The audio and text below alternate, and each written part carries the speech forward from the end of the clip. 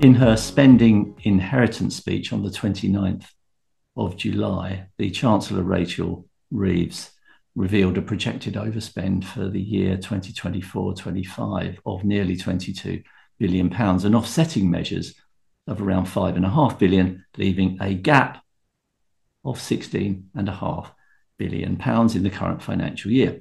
In that speech, Reeves said, "I have to tell the House that the budget will involve taking difficult decisions to meet our fiscal rules across spending, welfare and tax." Nevertheless, she went on to confirm the Labour manifesto commitment, which we are all now very familiar with, that they will not increase national insurance, the basic, higher additional rates of income tax or VAT.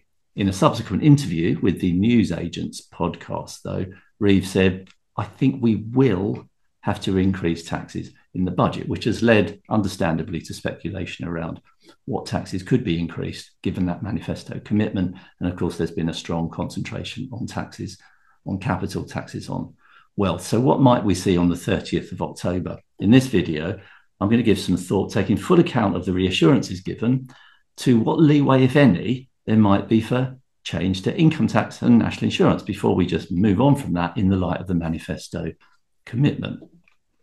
Before considering options to change to income tax and national insurance, and as an essential part of that consideration, it's important to note that manifesto pledge and look at the exact words of it. Labour will not increase taxes on working people, which is why we will not increase national insurance, the basic, higher or additional rates of income tax or VAT.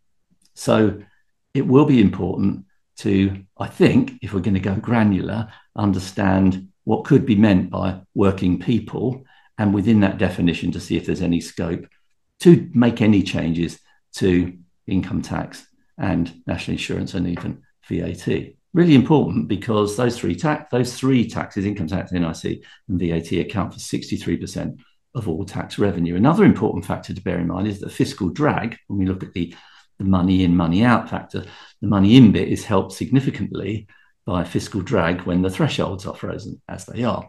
But it will be less rewarding for the Treasury if inflation remains around the current lowish 2% rate.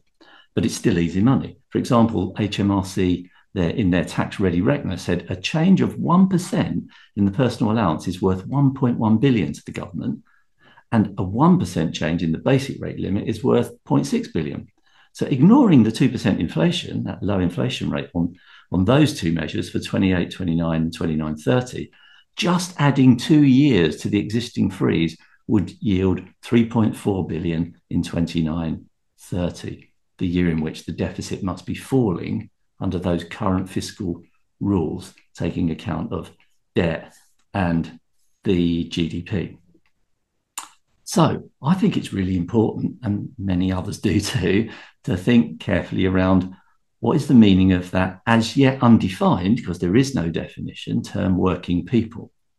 Okay, it leaves scope for increasing income tax and maybe even levying national insurance on income other than earnings. I'm not saying that would be done, but it leaves some scope if we go to a detailed interpretation of that term working people, as the previous government did with dividend taxation, of course.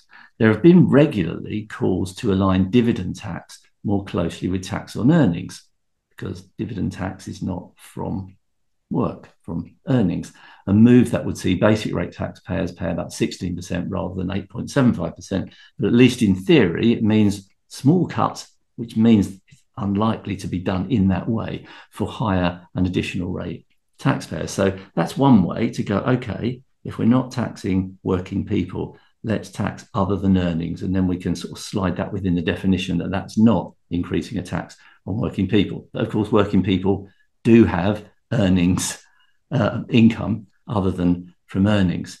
There's also been some talk and certainly some media speculation around, could you tax a class of person, a category of person other than working people more harshly? For example, pensioners. They've had it their own way for too long, say many. The boomers are doing really well. They've got their triple locked state pension.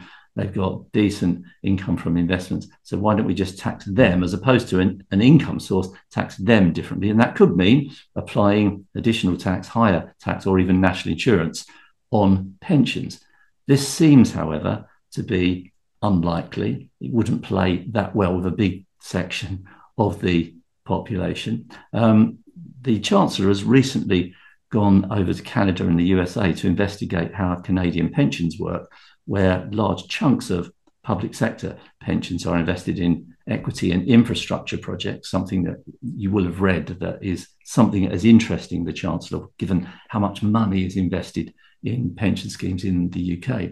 And whilst over there in North America and Canada the Chancellor stated that in response to a question on the subject, she had no plans to make pensioners pay national insurance, which I'm sure will be a source of some reassurance to pensioners. Of course, we just have to wait and see as we move towards the 30th of October, and we will continue to keep you up to date with all the speculation without giving hard and fast views, just keep you up to date with what people are saying.